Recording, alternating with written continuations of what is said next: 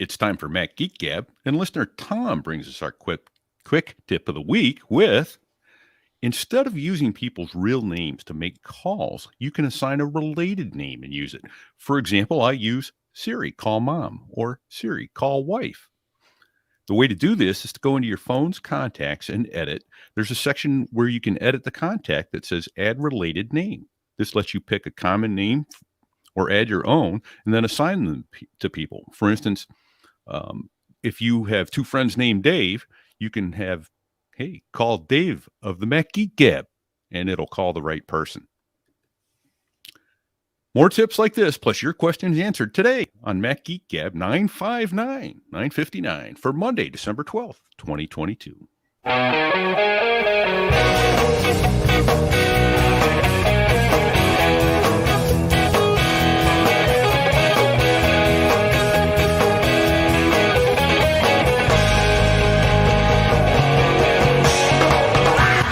Folks, and welcome to Mac Geek Gab, the show where you send in your tips like that one, your questions and your cool stuff found. We take them all, we string them together into an agenda that has one guiding purpose, our prime directive, if you will, and that is that every single one of us, that means those of us that host the show, along with all of you, we're all together in this, that each and every one of us learns at least 5 new things every single week when we get together. Sponsors for this episode include Kolide at kolide.com/MGG, device security that uses Slack to educate your users. It's like Mac Geek Gab for your device security at your company. It's amazing because your users will learn 5 new things. BBEdit from Barebones Software. I've got a few things I'll teach you when we talk about that a little later. And LinkedIn.com/MGG, where you can go and post your first job for free. Like I said, we'll talk more in depth about each of those in a little bit. For now, here in Durham, New Hampshire, I'm Dave Hamilton. And here in Fairfield, Connecticut, this is John F. Brown. And here in Lee, New Hampshire, it's Pilot Pete. Good to be back, guys. It is good to be back. Your quick tip, the opening quick tip you shared, Pete, I use the nickname field to accomplish the same thing. And and what's cool about that is in my phone, or in my contacts, I should say, I have you as Pilot Pete. And what's cool is it shows me your name as Pilot Pete. I have you in my pinned messages, and it just says Pilot Pete right there. So I can say, Siri, okay, call Pilot Pete. I've changed Lisa's nickname to Favorite Wife. And the only reason I did that was because she told me that Current Wife was not acceptable anymore. So I had to change it to Favorite Wife. Right. So, although she introduces me at parties as her current husband. So I missed out on why it's not okay for me to have current wife. What's good for that goose is not good for that gander. That is correct. So she is Favorite Wife now, and that seems to be tolerated. Yeah. I used that for years, and for whatever reason, it had stopped working. So when I got this quick tip from Tom in the mail, I said, let's try that again. And I set it back up, which was great. And I related the story to him that I use for my wife. I use Sandwich Girl. She was a flight attendant and had a passenger call her that. Her big mistake was telling me, and that's been a call sign for 20 years. Yeah. Yes. I can see where that was a huge faux pas. She's probably learned since then to never share any of those sorts of things. Not like that. Not like that. That's right. Yeah. Be careful, because it's like, I suppose dealing with us is like dealing with children. We remember all of the things, none of the important things, and all of the really important things to hold against you for years to come. Crash day or a birthday or an anniversary, not so much. No, but Sandwich Girl. All you needed to do was hear it once. It's like having Hector at the house, because we have Hector the bird, and she, I suppose, is the Mac Geek Gab official mascot these days. Because what else would she be? And you can say all kinds of things to her, and rarely does she repeat them.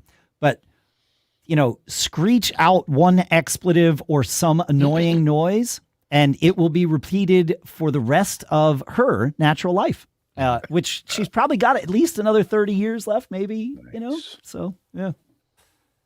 You can follow her exploits on Twitter at at Hector D Bird BYRD. So yes, she is Hector, and I guess she does identify as a male though, because she calls herself a good boy.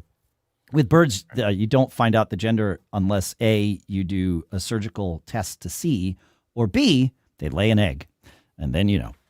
So, yep. I don't know. Yeah, we've gone too far. John, let's call yet another audible. How's your keyboard? Oh, it's doing great.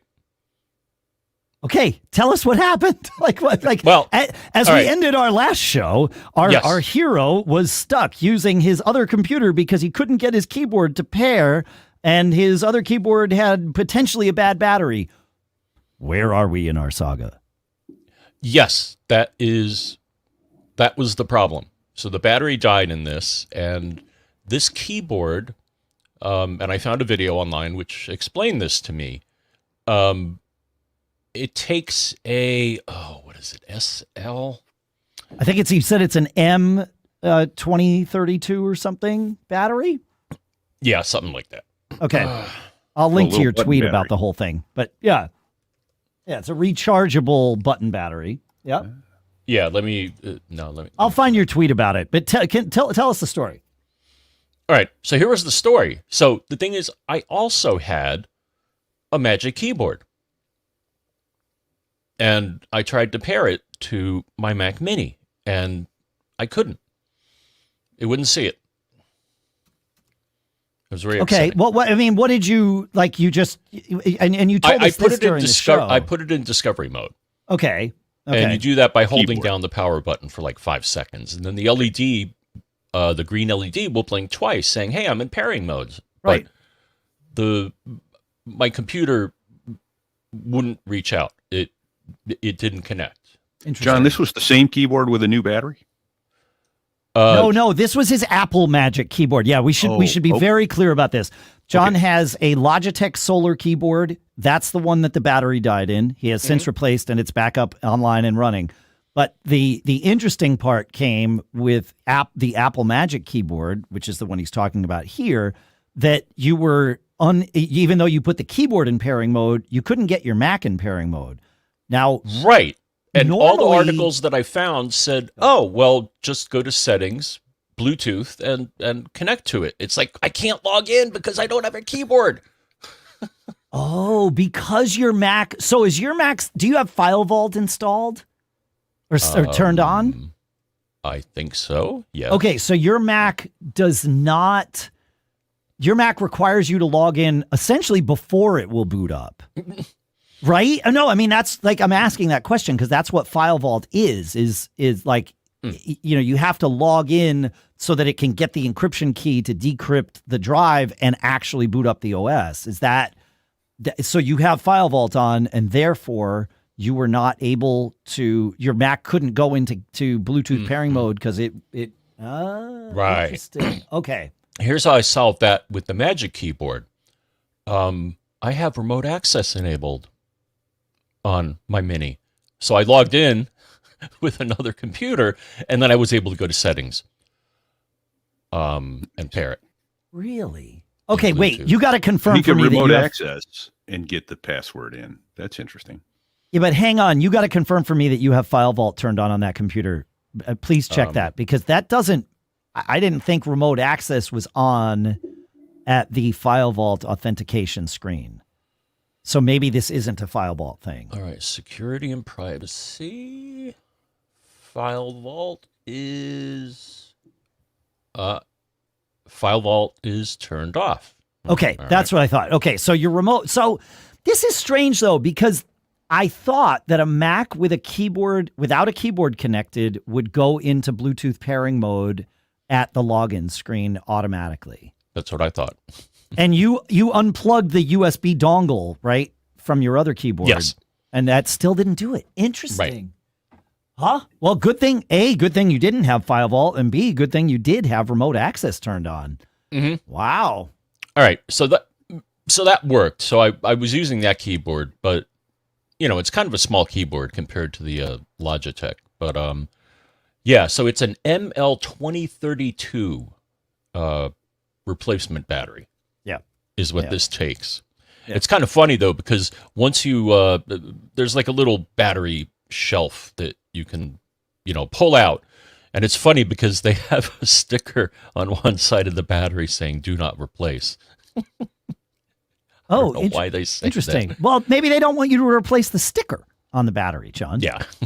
That's all.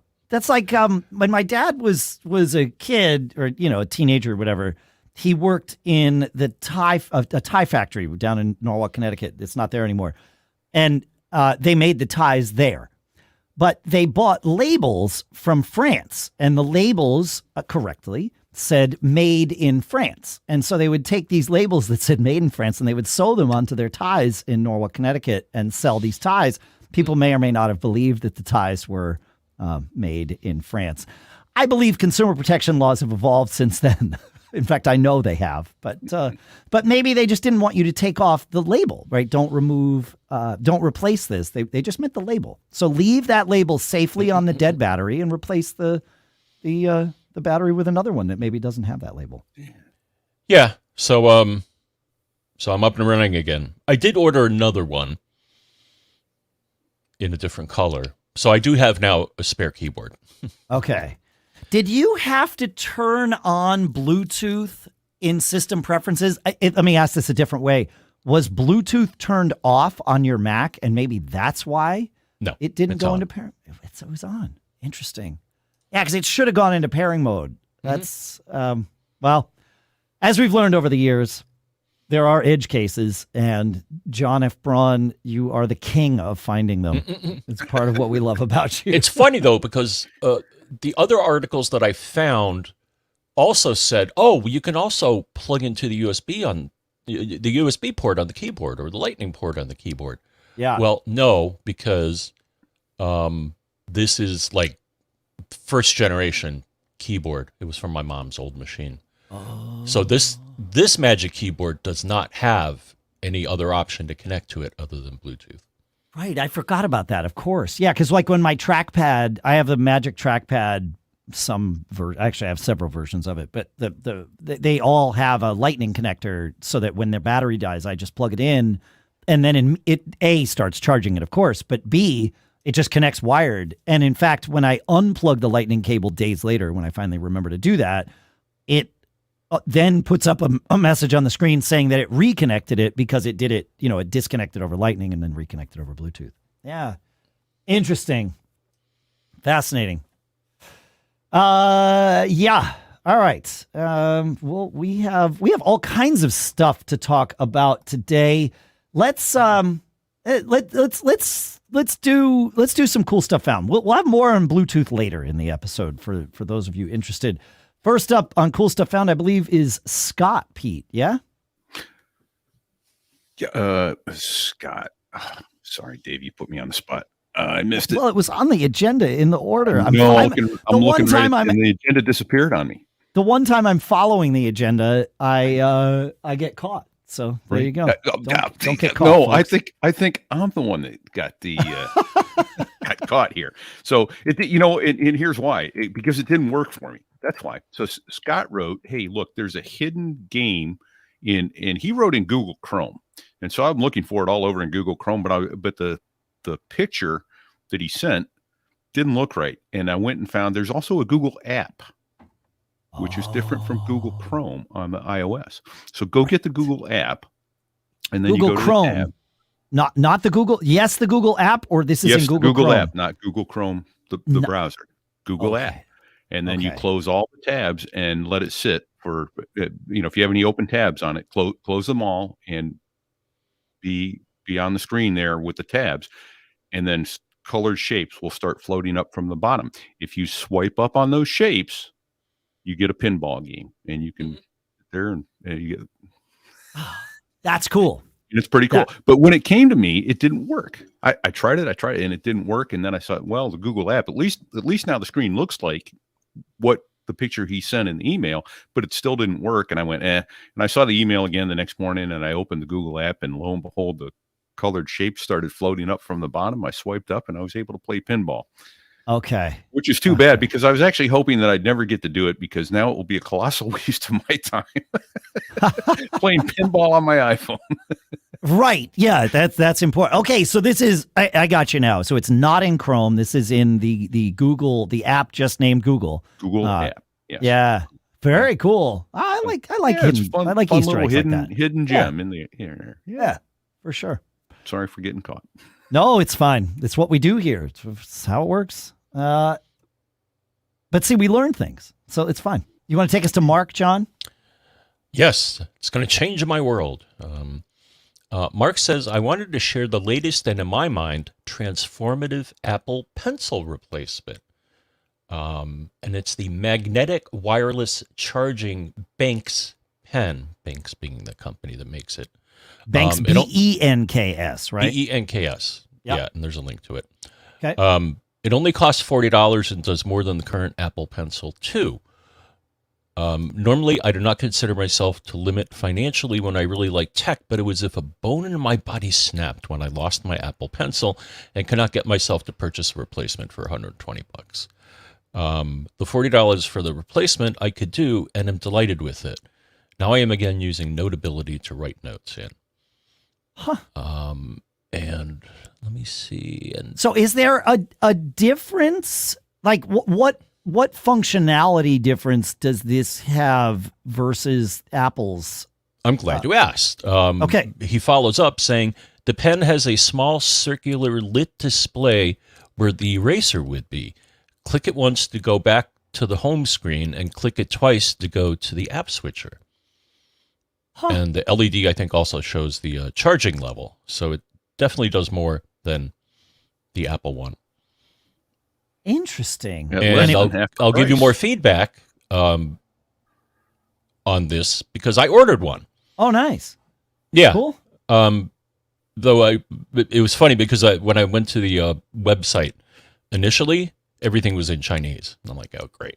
Oh, did you found the English version though? Because whatever Yeah. I've got on the screen here is English. All right, great, Mhm. cool, Yeah, nice find. but they sent me shipping information, and yeah, it shipped from China.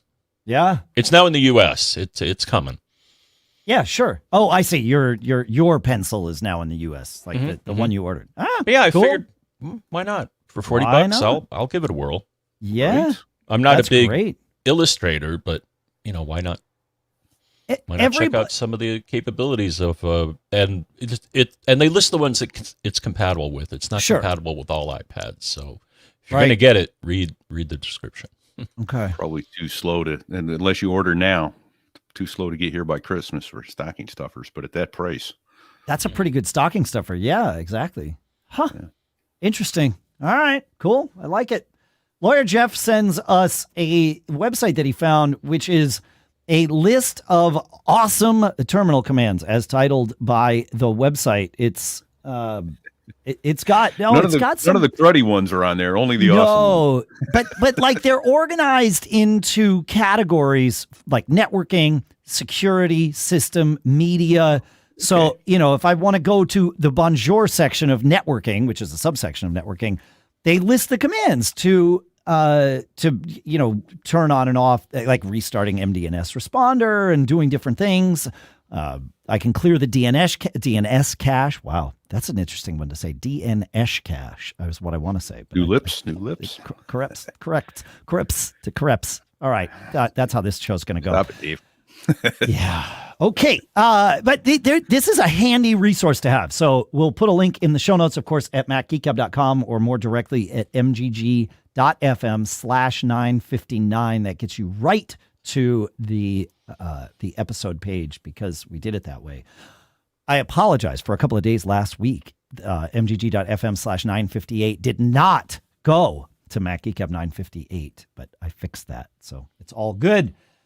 The next cool stuff found, you all know that I am a huge fan and user of robot vacuums. Of all the tech, this is one of them that has instantly found its place in my home and been life-changing because you can have the thing vacuum.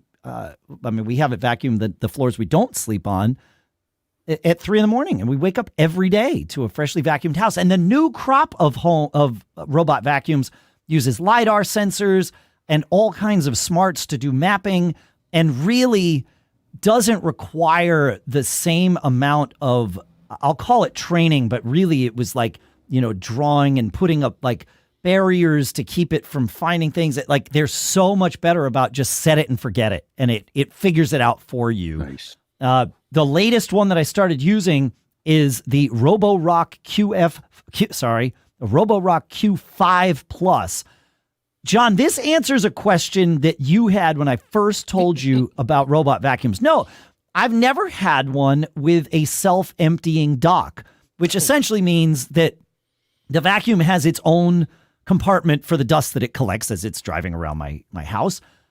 And then the base for it has its own much larger compartment that it empties itself into after it finishes cleaning.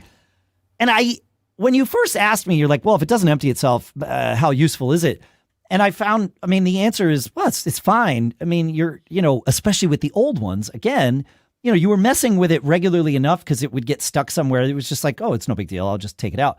I set up this Roborock Q5 Plus a week and a half ago, and maybe 2 weeks ago. And I hadn't thought about emptying or doing anything with it until I started prepping for the show. And I was like, right, I got to get it into my calendar to like remember to go and check this thing. Or maybe it'll send me an alert if the storage thing gets too full. Yeah. It probably would. But it just works. And this one I have on the floor of the top floor of the house, which is where we sleep. So I have it run at noon every day. It is so nice to come back from, working or whatever I've been doing during the day and come into my bedroom and have a freshly vacuumed rug. For whatever reason, our bedrooms in general were the places that we vacuumed the least. And especially now that we've got, the rest of the house getting vacuumed all the time, that having this, it's been life-changing. Really great stuff. $4.79 on Amazon. It's and the app, works well. You can schedule, this one is good for multiple floors. Not all of them are. So you can, you can have, it'll figure out multiple surfaces, carpet, wood, tile. Both of those things. I could take, yes, it detects different surfaces, and you can even, I think by default, it will ramp up its engine when it finds carpet and ramp it down when it finds other things or whatever. You can change that, but that's the default. But I could take this and move it to a different floor of my house, and it remembers different maps. So it will sort out, oh, wait, I'm not on the top floor, I'm on the middle floor or whatever, and go and like do its thing there too, which is super handy if you don't want to have 3 of these things. So yeah, I'm really impressed with this thing. So $4.79 on Amazon. Let me ask you this. Of course. This is a question I think that everybody has with these. How smart is it to know not to say there's something large that maybe an animal has left you a gift? How do you prevent it from the dog making it poop worse? problem? Yeah. Yes. Yeah. No, the dog poop problem is a very specific thing that all of these vacuums are programmed to identify and route around, for sure. Okay. The current crop of them will avoid that. Our dog Not so in the early days.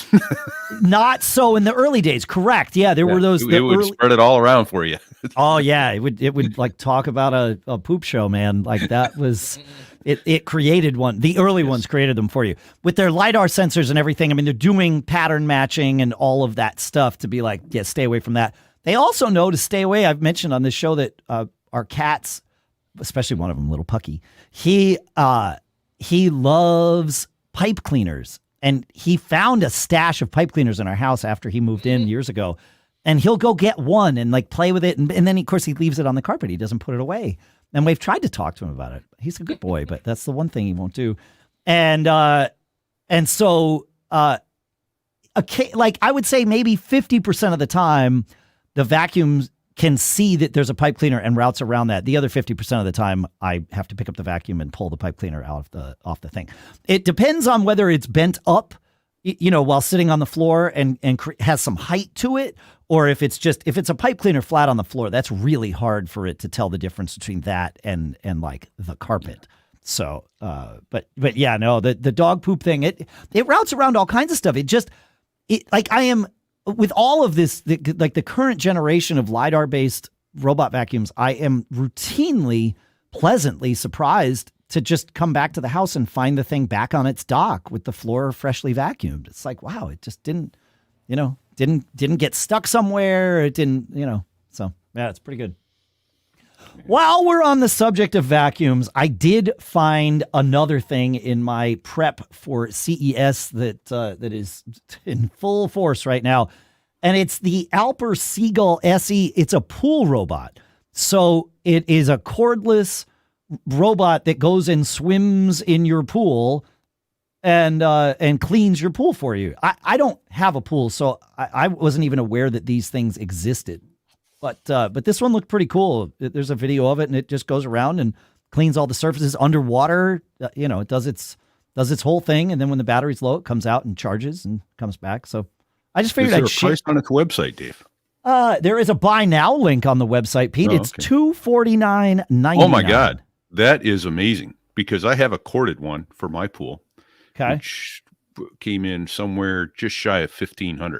Oh, yeah. So these things are not cheap. And the comment I was going to make, regardless, is if you're considering installing a pool, do not pass go. Do not spend $200. Do not get the self-cleaning pool jets. They're a ripoff.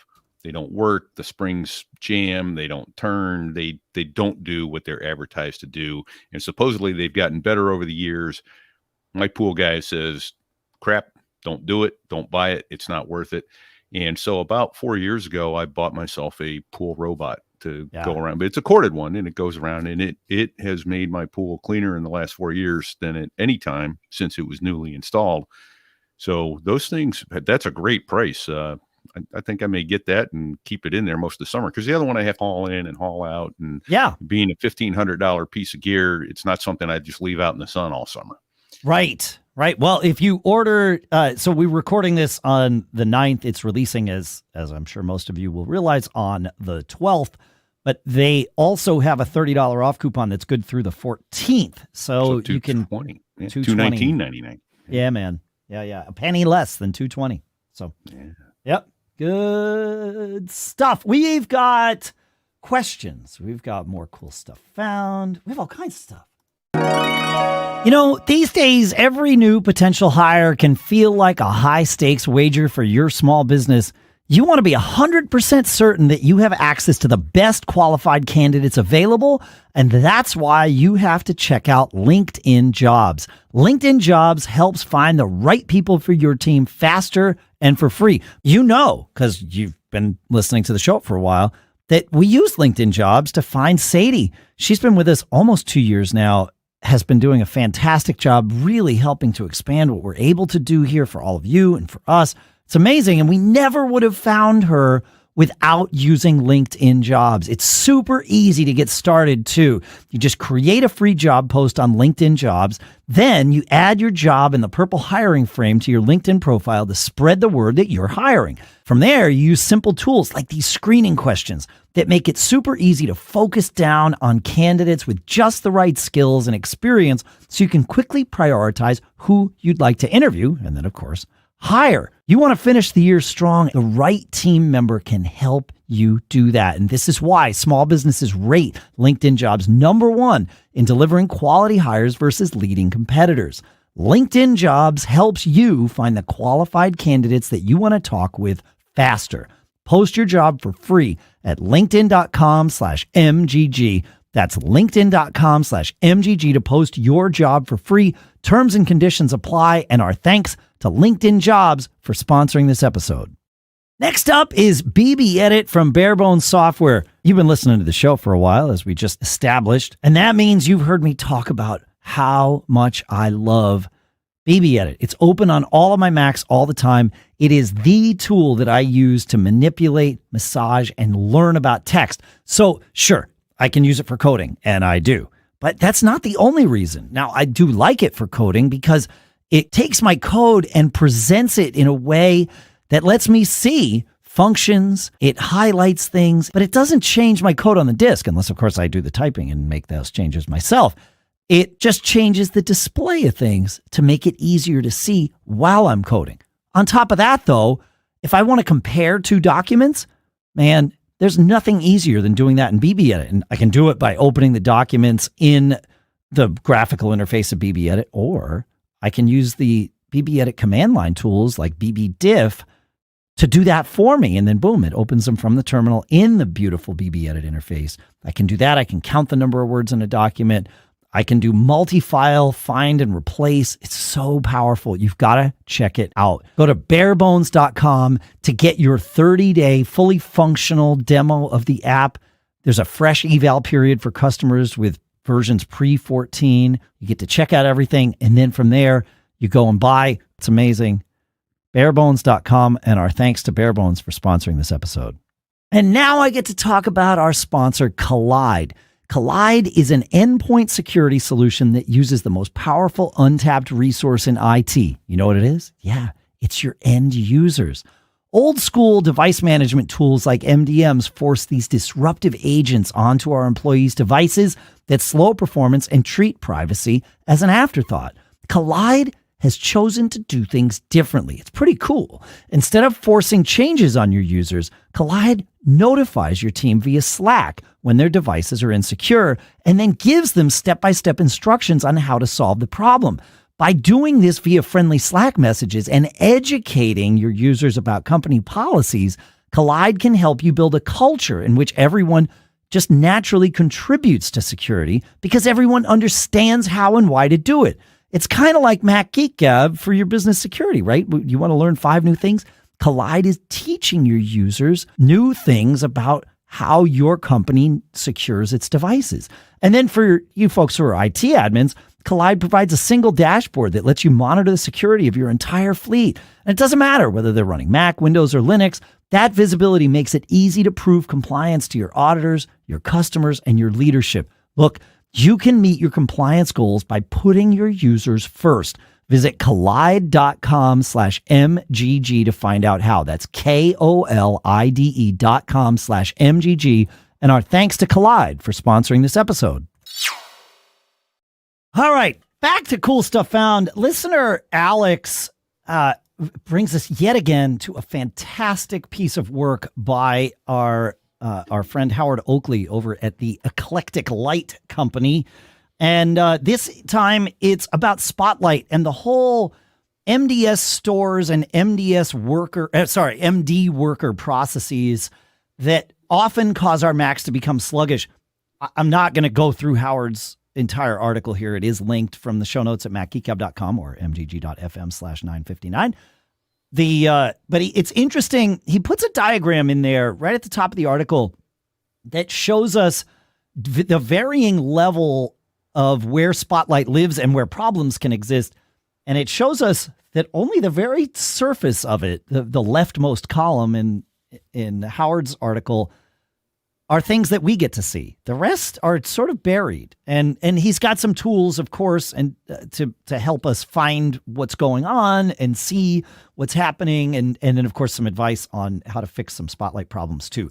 But highly recommend checking it out. Again, it's linked from our show notes. And just being aware of what's going on over there at the Eclectic Light Company is a good thing. So thanks, Alex S., for that. Thoughts on that before we move on from either of you guys? No. All right. How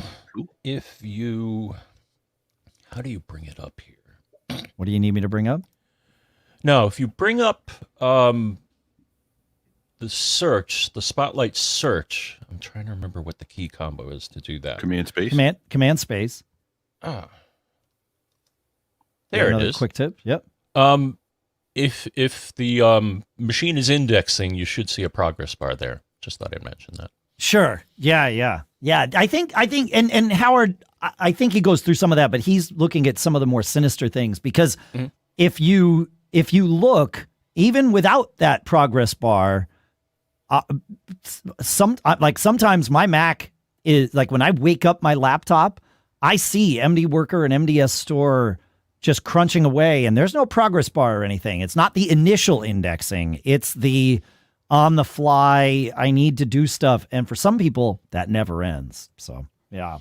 Or if it crashes or something, it may leave an extra behind. That's take true. Up all your space. Yeah, exactly. Yeah, it's good stuff. I believe this also came from that came from a comment in Discord that Alex S left at, of course, macgeekgab.com/Discord. The next one also comes from Discord, this time from Andrew. I think it was from Discord. Might have been Twitter. Andrew, the 8,764th. So it's good to know which Andrew you are. We appreciate that. Recommends these lightning adapter cables. So we've talked about various ways of dealing with the scenario where you have a USB-C cable to plug into either a USB-A port or a lightning port. This is USB-C to lightning. But instead of it just being an adapter, which may not fit into your iPhone because you have a case on it, this is a short cable that has a male lightning port on one end and a female USB-C port on the other end. So you can link everything together, charge your iPhone USB-C if all you've got is a USB-C cable. So smart thing, probably. They're not cheap. They're like $19 on Amazon. But throwing one of these in your travel bag, I don't know about you, might be a good insurance policy to have to make sure you again, more stocking stuffers. I got there you go. 3 or 4 of those. I'll tell you what I did do this year was stocking stuffers for everybody. I got USB-A female to USB-C male and vice versa. USB-C female to a male. Yeah. I got a bunch of those little adapters to clip on the end of the cords. And then the other thing I found was there's these little rubber loops that go around the cord and then the adapter, so it stays with the cord. Those I know what you're talking about on Amazon. So get those so those little adapters don't disappear on you. So I got a bunch of those going. You got to give us links to that, Pete, because we got to put those in the show notes. You guys make things hard. No, we're making things easy for our listeners. The listeners, you hard on me because I'm trying to pay attention and find a link. Well, that's the thing. You could give me the link after the fact. The show doesn't go up for a couple days. I'll get it. All right, sweet. Listener Allison shares with us a nice, inexpensive alternative to Apple's AirTag, and this is the Eufy Security SmartTrack Link. As she continues about it, maybe it's better for the which airport is my luggage in problem as opposed to where are my keys in the house. Oh, this is because it lacks precision finding. So it's like the other third-party AirTags that lack the ultra wideband. Is that what Bluetooth ultra wideband? I thought that was just for cell phones. I always get these terms confused, man. It is currently unavailable at Amazon, so everybody else has put this in their stockings, but it does exist. Maybe it's available from Anchor/Eufy directly, but yeah, it was when I found it. It was less expensive than Apple's, quite a bit less expensive. So yeah. That's good. I like seeing third-party things contributing to the Find My ecosystem. While I certainly would never break any embargoes or NDAs that I might or might not have, what I would say is I bet that there's going to be a lot, but I won't actually take that bet. But I would guess that there's going to be a lot of things at CES, products that are integrating directly into Apple's Find My ecosystem. And I can't wait to go learn about them and tell you about them, which we'll be doing early next month. Speaking of Eufy, while we're here, I mentioned that I was more closely monitoring my weight recently with great success. And I had the original Eufy Smart Scale and started using the new Eufy Smart Scale P2 Pro, and it adds a bunch of different sensors to it for sure, and I like that. The best thing that it adds, or to me the most important thing, is it adds Wi-Fi, And the reason I like this is because with a Bluetooth, so it's Bluetooth and Wi-Fi, whereas the original Eufy scale was Bluetooth, smart scale was Bluetooth only. And the problem with Bluetooth only is that I had to have my phone, my phone needed to be in the right mode. Now, sometimes the Eufy app would have launched in the background, and even my asleep phone, like on my bedside table, would be ready to receive the Bluetooth signal from the scales. And then what's really nice is once the app receives that stuff from the scale, it can populate Apple Health and do all the things that you want it to do with permission, of course. But it wouldn't always do that. So I would have to like go get my phone and either just type in my weight. I actually set up a Siri shortcut to do that so that I could just say my weight into the thing and it would populate Apple Health. So there's another quick tip for you. But this one is Wi-Fi. And so it will, if it doesn't, it's smart too, hence the term. If it doesn't see a Bluetooth signal, then it will do the Wi-Fi connection because Wi-Fi costs more energy. So it's battery powered. You don't want it to do that when it doesn't have to. But yeah, it works well. And they've got measurements now in the app for pets even and a procedure to weigh. So I was able to weigh Pucky. And I see that he weighs like just a little over 10 pounds. He's a little cat, but he's a good cat. And so, you weigh it, you say, oh yeah, I'm going to measure the cat. And it says which cat, you give it a name, and then you weigh yourself, and then you weigh the cat, and it nets it out for you. I mean, it's just simple math, but still, it's like it asks, is your pet capable of standing on the scale by itself? It's like, yeah, that's not going to happen. So, but yeah, so I've been impressed with this thing. There's, like I said, there's all kinds of new sensors and stuff in it to measure different other things about your health and your body. And this one measures your heart rate too when you stand on the scale, in addition to all the other things. So yeah, it's a nice upgrade, and Amazon right now has it for $65. I think it list price is $80. So your mileage may vary depending on when you listen and when you check, but good stuff. Thoughts on that before we move on? Nope, guess not. All right. Okay. The next cool stuff out there. It is there. Is anybody out there? The next cool stuff found comes from listener Ben, and it's called SlingStudio.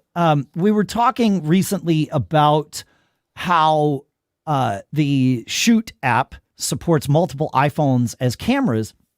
And Ben asked, are you familiar with SlingStudio, which is another approach to using multiple cameras on a video meeting or a live stream experience? And I had never heard of this before, but like this is really interesting to me because it's its own ecosystem. You bring in your like the SlingStudio base station and some SlingStudio cameras, so the hub they call it, and then some Sling cameras, and it's this all-in-one. You can link it to you can link it to like they have the SlingStudio camera link, which will link presumably to your HDMI cameras. But then also they have an iPhone app, so you can use your iPhone for this. But the nice part is it's all linking to this SlingStudio hub, so you don't need to worry about, like, for example, if I wanted to do a multicam shot of one of the bands that I'm in, all I would need is this thing. I don't need to worry about the venue's ability to provide me with Wi-Fi or any of that stuff. You just, and you can go HDMI into this thing, or you use the Wi-Fi with the SlingStudio camera link, or just Wi-Fi to your iPhone to the SlingStudio app. So this is a cool thing if you're looking to do multicam, especially in a portable scenario. Weddings would be one place to do it. Like I said, gigs with your, like if you're trying to live stream with a band or something. So yeah, Oh, that's awesome. Yeah. I know. On a tripod over in the corner out of the way. Exactly. Yeah. If you're into that kind of thing, my friend Davis Thurston just came on another podcast I do called Gig Gab for musicians. He cooked up this whole way of doing multicam streaming that is amazing and is worth checking out, and I'll put a link in the show notes to that episode too. So, yep. Lastly, but not leastly in our cool stuff found for today is the EZQuest Ultimate Plus dual HDMI USB-C 12-port hub with 100 watts of power delivery. This thing it aims to do it all. And it's even built for M1 Macs so that you can do the multiple video and it'll take care of that for you. As I said, it's got 100 watts of USB-C power delivery, gigabit Ethernet. There's 4 USB 3 ports on it. It's got an SD card and a micro SD card, audio out. Did I say gigabit Ethernet? Because it has it. It's right there. Wow. Yeah, it's a hub that's like a little bit smaller than a Mac Mini. So it sits nicely on your desk, and it's got USB-C in and out. So yeah, it's a pretty cool thing. And so how much is that? It's not currently available at Amazon, so I don't have it up in front of me, but I'm sure. As our friend Homer would say. No! Yeah, exactly. Well, that's too there bad. it All right. is. Well, I guess it is 170. If you go buy it from EZQuest, it is 170. So, and it looks like EZQuest has a 10% coupon if you go to their website and wait. So I will put that link in the show notes as well, and we'll go from there. Yeah, cool stuff. Now I got something to give my wife as a birthday wish. Does she need a new hub for all of her stuff for that? Moi. Oh, for My birthday's coming for up, not your hers. birthday, right? Got Here it. you go, honey. Yes. Here's an idea. Here's an idea. No, no, that's She didn't helpful like the stuff. first idea I gave her. I'm like, okay. No. Okay, not another new airplane, Pete. No, come on. Well, there's that. So actually, it was a pretty cool little. It was like this bartender thing. You push the button and it gives you a Manhattan or a whiskey sour. It's like, oh. We've seen something like that, John. I remember at one of the PepComs. I think at not last year's, maybe 2019 CES. It's interesting. Yeah. Yeah. Well, now that I've mentioned it, I guess I ought to go through it. It's called Bartesian.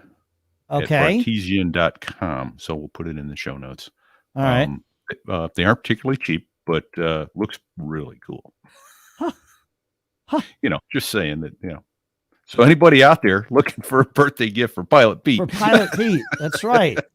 That's right. Yeah. Yeah. I feel like we've seen. Oh, you this already got the thing. link in. You're fast. It's kind of how I roll, man. Yeah. It's yeah. Oh, and I thought I had it up on the screen for those watching the video. I do now. Yeah, this thing, I feel like we've seen this before. Yeah. Yeah, that's kind of cool. Yeah, I definitely have seen this before. Yeah. 30-second process. And boom, there you go. It'll make you an old fashioned. It won't make you old fashioned. It'll make you an old fashioned. And it's little capsules, right? That it comes. Yeah, those obviously cost extra. This is not a cheap proposition, but it is. It's definitely a luxury. But it looks like it makes really nice drinks. Yeah, that's kind of cool. Yeah. Huh. Oh, interesting. All right. So, sorry, folks. Just show got more expensive. Yeah. Well, cool stuff found is never the cheap segment on the show. No. Let's help people, shall we? Pete, do you want to help Ericka unmute her husband? Yeah. So there's no double standards here, So if I were to write you guys and say, how do I mute my wife? I think I'd get in trouble. But she writes, 100%. How do I unmute my husband? Totally fine. She says, good morning, gentlemen. All right. There's some assumptions there that have been made. I'll skip past that. So lately I've been having issues with my iPhone 11 Pro Max with my messages on my husband's phone, which is an iPhone 8 that says my message is silent. I have not changed anything on my end. I've gone to the Apple store and the guy whips through the changes, settings or whatever so darn fast that I don't get to see what he did. I'm not even sure if it's my phone or even my husband's. We both have up-to-date iOSs, and I'm not sure what to do next.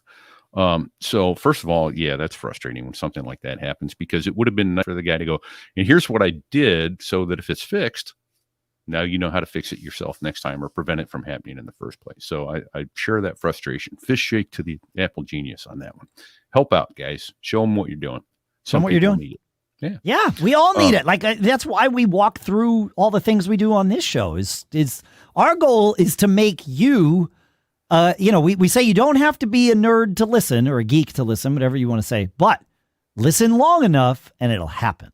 Yeah, and that's our goal. Yeah, exactly. So if you'll bear with me, what was her problem? I don't know. Whose phone was it? Even she doesn't know, so neither do I. But I had some thoughts that I put down in an email back to her. So bear with me as I read through it. I'll try not to sound like I'm reading so much, but I had some thoughts that I think will help other people.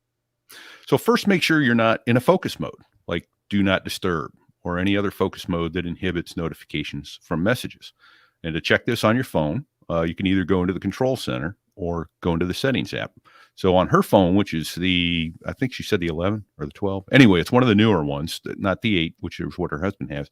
You swipe down from the top right corner on your phone and it gets you into the control center, and you can look for the do not disturb or some other focus mode that you're in. And if you're in do not disturb, it will likely inhibit message notifications unless you specifically change that setting as you configured your focus mode.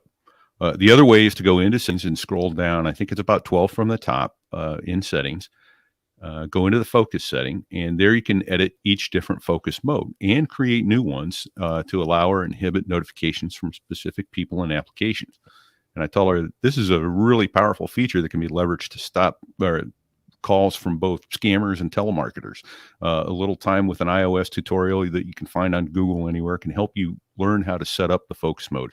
People, I urge you, if you haven't played with the focus mode on your phone, it is one of the most powerful and cool things that you can do to configure your phone up. Now, here's what I do. I have a focus mode called personal, which is where my phone spends most of its time. And it only allows calls and messages to come through if that caller or sender is in my contacts. So if you're not in my contacts and you call me, sorry, you're going to voicemail. Leave a message and I'll get back to you, and then I'll get you in my contacts. Oh, that's okay. That's an I was going to ask, like, how many focus modes do you use, Pete? And I realize I'm taking us down a rat hole here. No worries. Let me look it up right now. And see I know how many. Like, I'm sure if you're like me, you've probably configured more than you actually use on a regular basis. So I'm just like, this one, clearly you use it fairly regularly, but I never thought about, like, I like that idea of limiting it to, like, using a focus mode to limit it to just contacts that are getting through so that you have an easy way of switching out of that particular limitation. Yeah. Right. And generally speaking, if it's a doctor's office that I haven't heard from before or something, then they're going to leave a message. If I'm expecting a call from somebody that I know in my contact, I'll take it out of the personal mode. So makes sense. So that it does come through. But yeah, so counting them up right now, it looks like I have 7 focus modes. Do not disturb, and that lets my family, people only in my favorites list, to come through. So so you've even tweaked do not disturb a little. Yes. So that lets people in my favorites list get through on the first call.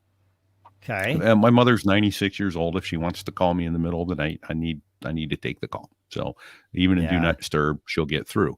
I have a work mode, which I almost never use. I haven't even looked at it in a long time to figure out what's going on. Sleep mode, I almost never use. I put it in do not disturb. Podcasting mode I have lets nobody but you and Fig, the guy I do my other show with, and John could text me in the podcasting mode. And then the driving mode I just left in the default so that it notifies people, hey, I'm driving. If it's important, call me. But otherwise, I'll get back to you I'll get the message when I stop, and then I'll call you or write you back. So John, what do you use focus modes yet, John? No. Okay. So we need to get that sound for recorded. Filtering calls out, I think it's called silent mode. So that's how I handle calls from people who are not in my contacts. Is their phone won't ring unless they're, and then I delete them from my incoming call list. I don't block them. I think we talked about this before. I don't block the numbers because they're ever changing, the spammers. Like I keep getting calls to 203-984. I'm not giving the whole number. Okay. That's it. But no, I get numbers coming into me that are originating from the same prefix that my phone has. Got it. Yes. Right. That's a common tactic. Yeah, exactly. Yep. Yeah. No, I'm not going to. So John, when you say silent mode, are you just talking about the switch on the side of the phone? No, I think it's in the cellular.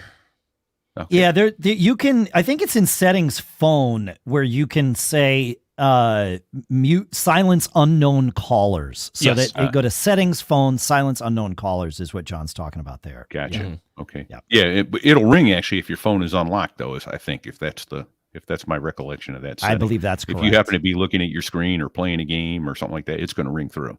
Yeah, it doesn't ignore calls from unknown callers. It just doesn't let them buzz your phone or alert you. But you'll see it if you're on your phone. Yeah. Okay. Yeah. So as far as focus mode, because I think this is interesting, because I've certainly learned something from your focus modes, Pete. So I have lots that I've configured. Do not disturb is essentially on by its default, which is let nothing through. So that's fine. I have created a mode that I call nuclear, which lets my family through. So that's like what your do not disturb is. I don't quite use my favorites because I use my favorites differently, but I specifically let certain people through when I'm in nuclear mode. I have my podcasting mode, which is the same as yours. I do use sleep mode automatically. I have it set to be on and off in sleep mode. I just found it nicer than using auto do not disturb at night, because I have different sleep schedules during the week and on the weekends. And so with sleep, I was able to set those in like the health or sleep settings on the phone, and then the auto sleep mode follows it. Which I would love to be able to do, but as I travel across many time zones and fly nights and fly days, it just... Yeah, that would drive you crazy. Yeah.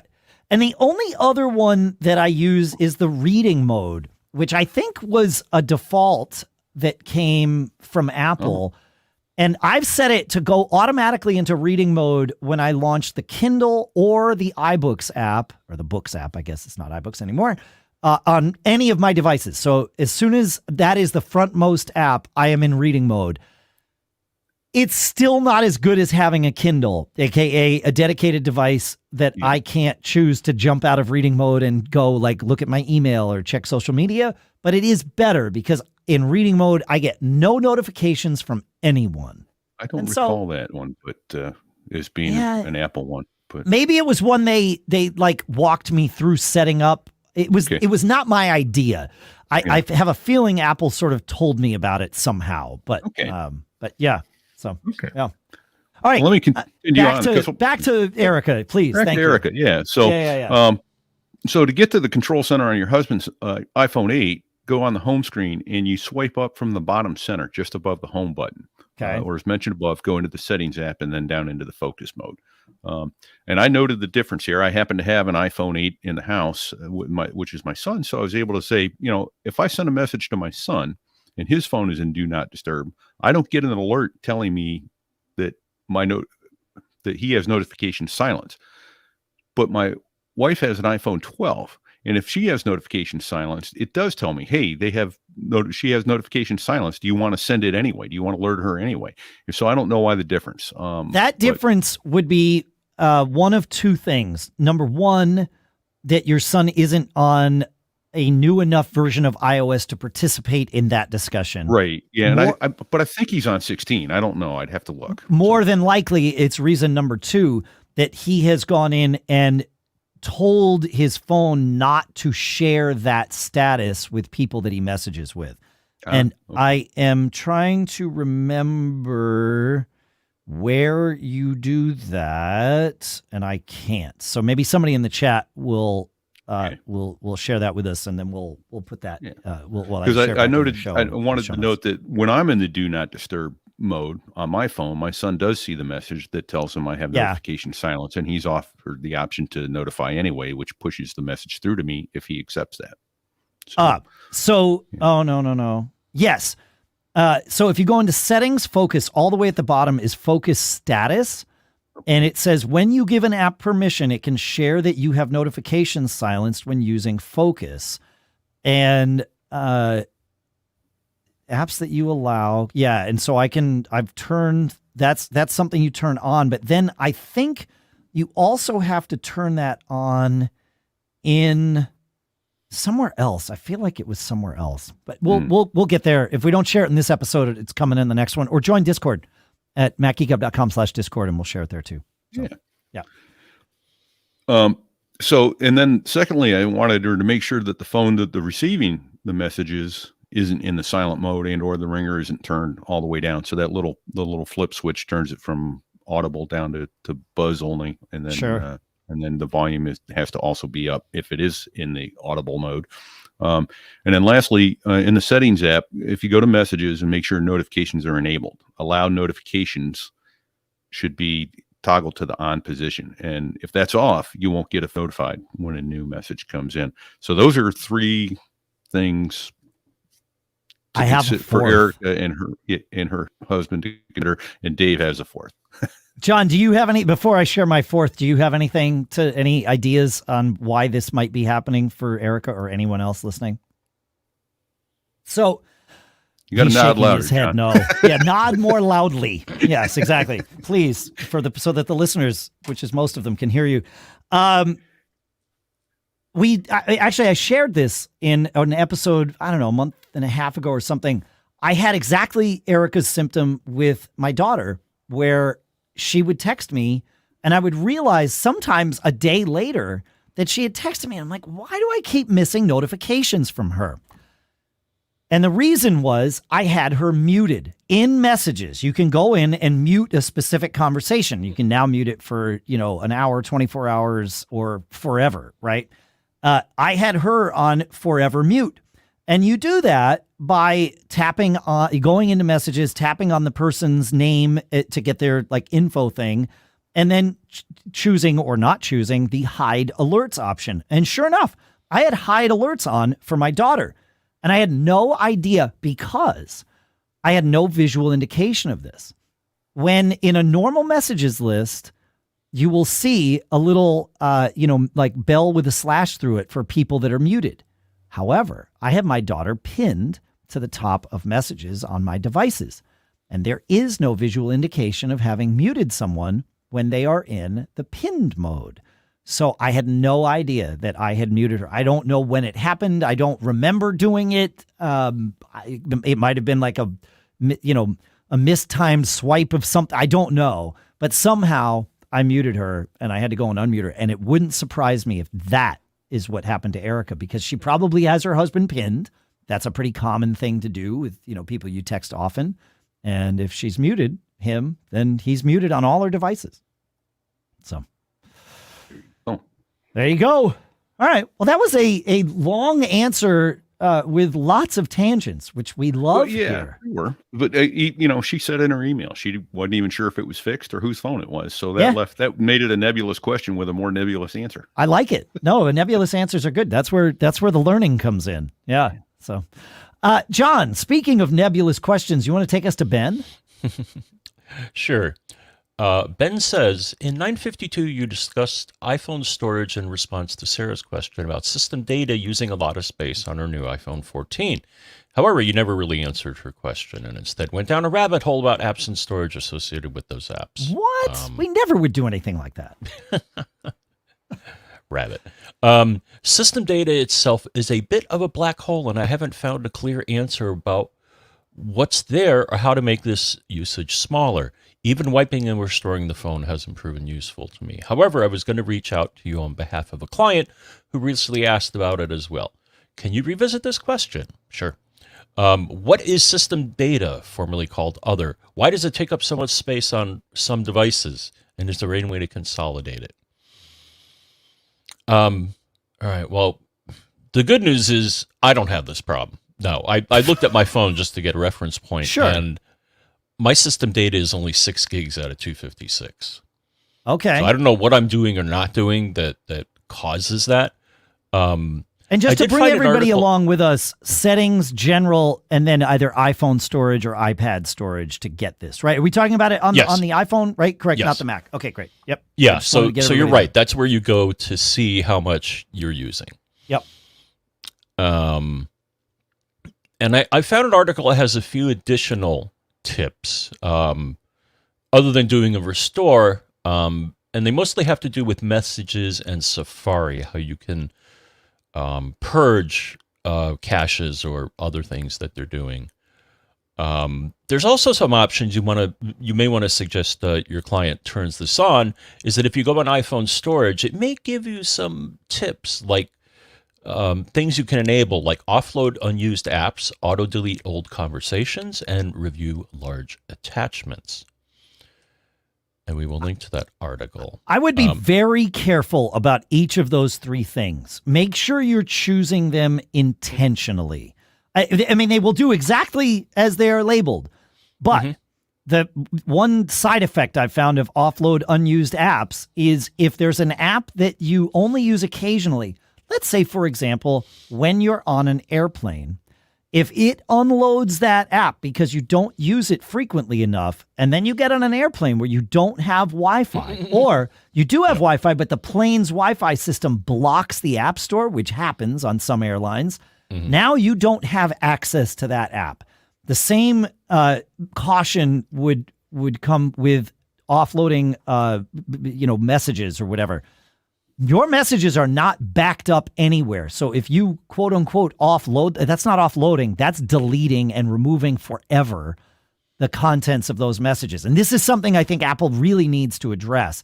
We need a way to store our message history that doesn't involve having 100% of it on all of our devices at all times.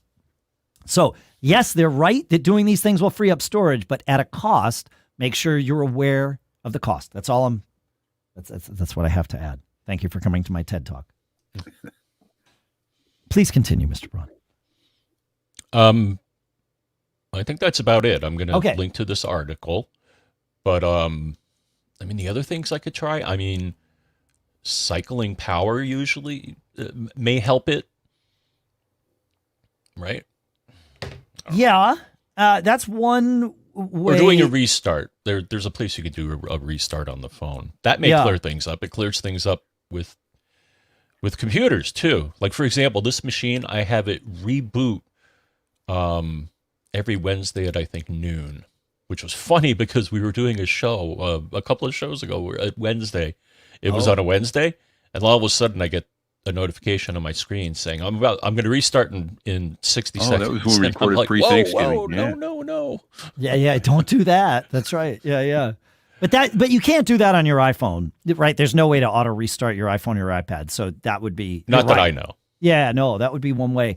I also recall a way of forcing the system to sort of do its what I'll call garbage collection, and which often involves cleaning up the cruft that's in that system data category, is to fill it with a movie. So download a large movie from your Mac to the phone, or even start downloading a large movie. And you can even do this from the iTunes or the Apple Music movie store, whatever we call that now. I don't even know what these names are. Apple changes them so often.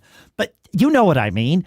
As soon as you start downloading something that is larger than the storage you have left, it's amazing the garbage collection that iOS and iPadOS will do to make room for this thing that you should have room for to begin with.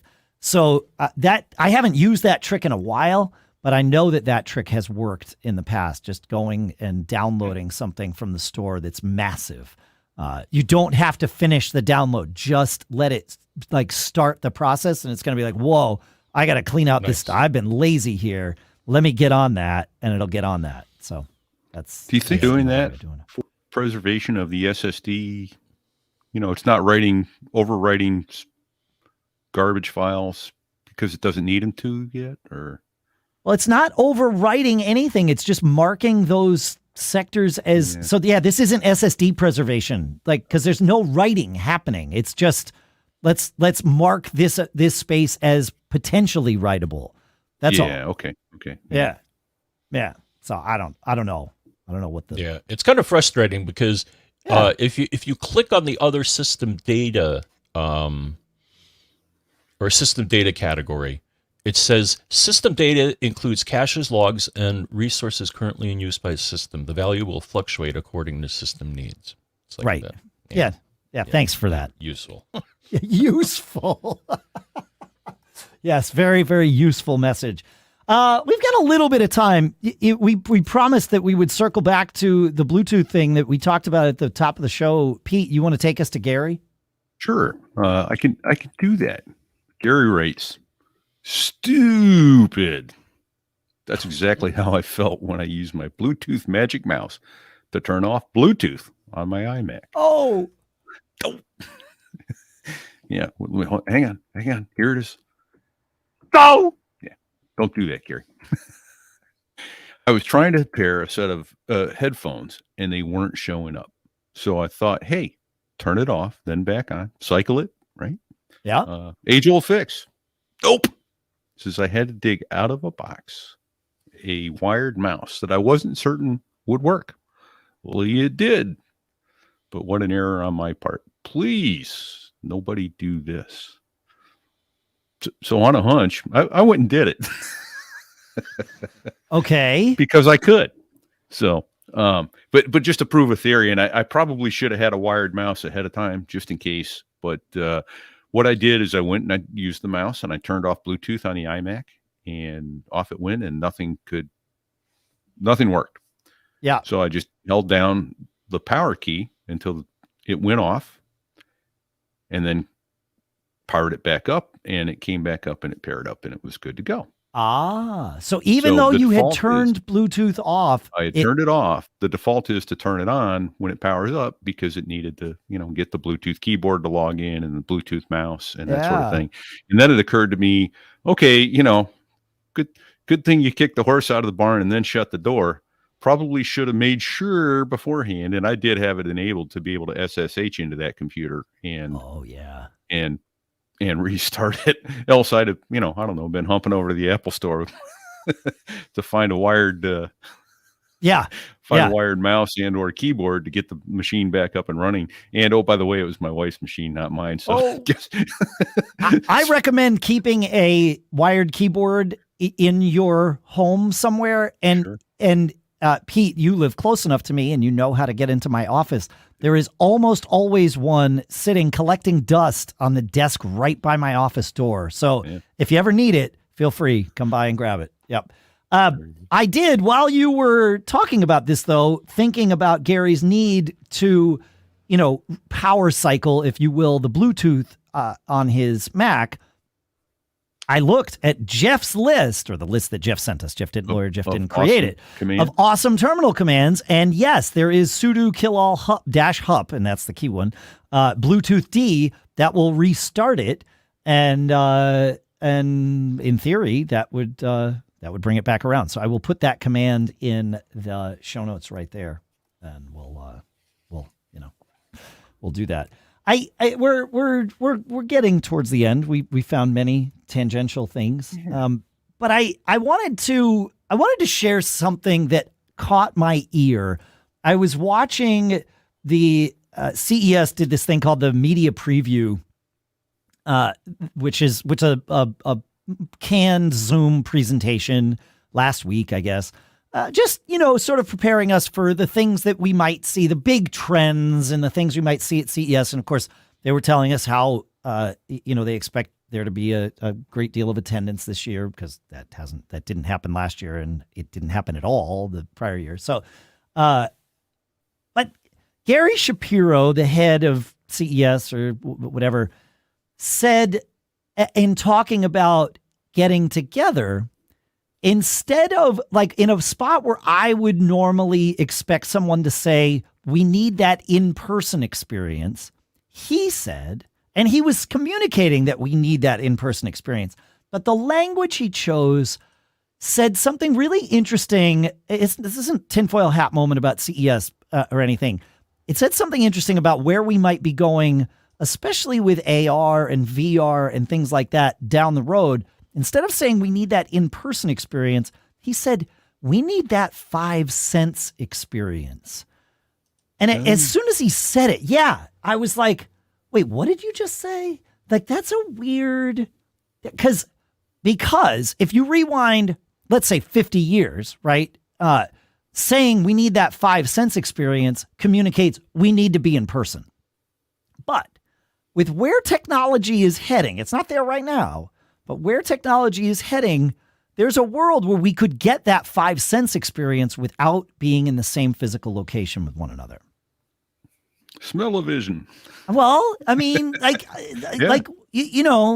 so it was just I don't know, it was an interesting thing when I heard him say that. I don't know. Does it, thoughts? Well, at least 3 of the 5 senses, right? I mean, sight, sound, maybe some touch, which augmented reality would provide. I don't know that smell and taste is that essential, but yeah, I don't know. I think smell is more important to us than we give it credit.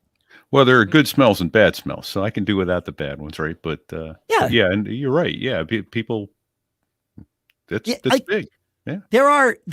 Where was I the other day where I walked in and I said, "Yep, it smells like a something." It must have been somewhere in New York, and maybe it was just walking out on the street in New York. Like the streets of New York smell like the streets of New York, and you get like.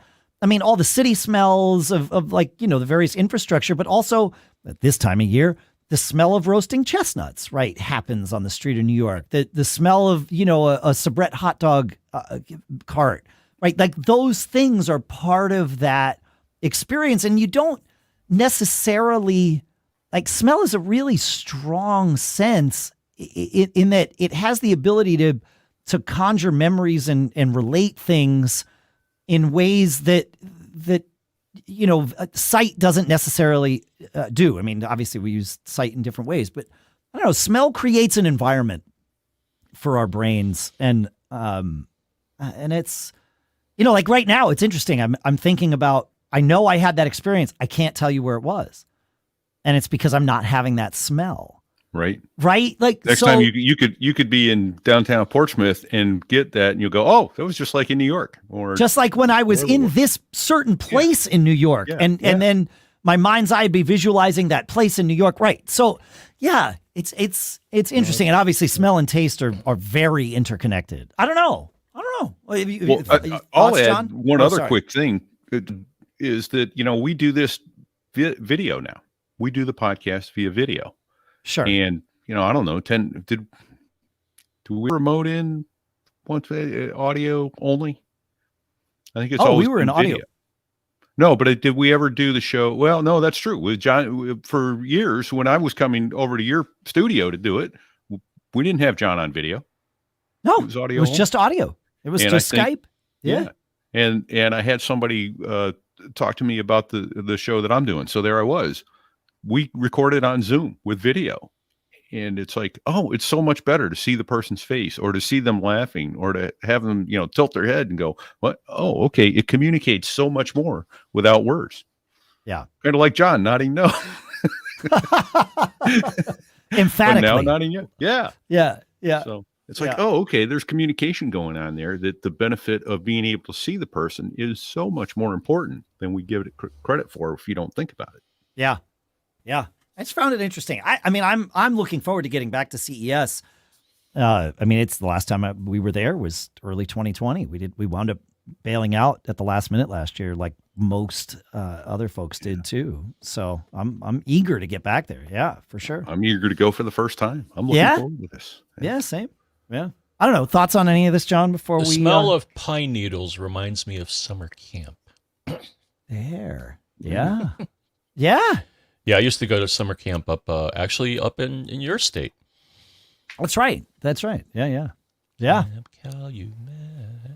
Yeah, see, like now you think of the smell, the song comes into your head. Yep. Mm-hmm. It's really the 5 sense experience creates a scar. I don't mean a scar like a painful scar, but it creates a memory that it gets embedded into us. And the more senses we have as part of that experience, the more that memory is likely to stick. So, yeah, I don't know. It's just interesting. Will we be able to create that without... And like you said, we're already doing some level of that. Well, Zuck's going to give it a shot, right? What's that, John? Zuck's going to give it a shot. Yeah. He's working on it. Yeah. I mean, they're already doing it at some level. I mean, with the Quest is a great device, especially for games. Will there be a killer social app for it? I think so. Will it be Facebook? Quite frankly, I say probably, because it's not. Apple's not going to create a social network. I would be shocked if Apple creates a successful social network. It's not who they are. I think they might create a great AR augmented reality device. But I don't think I think the social network is the most likely killer app to get widespread adoption. And I don't see Apple being the ones that create that. But I do see Zuck being the one that creates it, for better and for worse. Yeah, I read somewhere someone at Apple, I think, made a comment that they don't believe that autonomous vehicle technology is quite there yet. But for them. Well, that's totally different. That's a whole different conversation than augmented reality. Yeah, but interesting that they would say that. I mean, it is literally already happening, but, okay. Like, people create their own realities while ignoring others' realities. So, sure. But speaking of that, yeah, Apple's, I guess the name of their AR/VR operating system is likely to be XROS, Extended Reality Operating System, which is interesting. So, yeah. My son was griping the other day, the, what's it called? It's not the Quest, the virtual headset. Is it the Quest? I think you're talking about the Quest. Yeah. Oh, okay. Well, he got one a couple years ago for Christmas, but now I guess you have to update it and be part of a Facebook page in order to use it, to keep using it, which Correct. I thought, well, that's kind of silly. He had some games in there, some things he was doing, and now you have to have a Facebook page in order to keep using it. I'm like, that's crappy. It's Sorry. A Facebook device, man. Yeah. Yeah. That's how it is. Yep. Yeah. Now my son now has Facebook. Right. That's what, and see, that tells me that social media will be the killer app for these things. Like, if people are willing to sign up for an account with a service that they otherwise load just to be able to use this, like that, there's something to that. Yeah. Yep. All right. Well, this sort of is like we baked some of the post-show conversation into the show itself. Yeah. If you want to be a part of the post-show conversation, you are welcome to join us anytime we're recording live. We put all of that out. You can join us at macgeekgab.com/Discord. Of course, macgeekgab.com/calendar. Often, well, it always has the up-to-date stuff. Whether or not you'll be able to subscribe to it is up to the whims of Apple's servers, because their servers are kind of terrible for that. So I'm going to see if we can cache it somewhere, because if we can cache that, just cache the, download the ICS and have you subscribe to that. That would work. So maybe we can do that. I don't know. We'll see. And I don't seem to recall if you've mentioned our Twitter handle in a while. No, I haven't. What's your Twitter handle, Pete? @PilotPete. What's your Twitter handle, John? John F. Brown. I'm @Dave Hamilton. The show is @Mac Geek Gab. As Pete mentioned, his podcast, So There I Was.us. Our thanks to CacheFly for providing all the bandwidth that gets the show from us to you. Of course, thanks to all our sponsors. You can learn about all our sponsors at macgeekgab.com/sponsors. That also has a bunch of deals there that might come from companies that aren't still sponsors, but the deals are still active, so you can take advantage of them even if they're not paying us. Might as well. Sponsors for this episode, of course, linkedin.com/MGG, BBEdit from barebones.com, Kolide.com/MGG. Thank you so much for listening, folks. And, John, is there an audible way that we can give people advice that might be lasting until we get together next? Yes, there is. And the advice is don't get caught. Made up.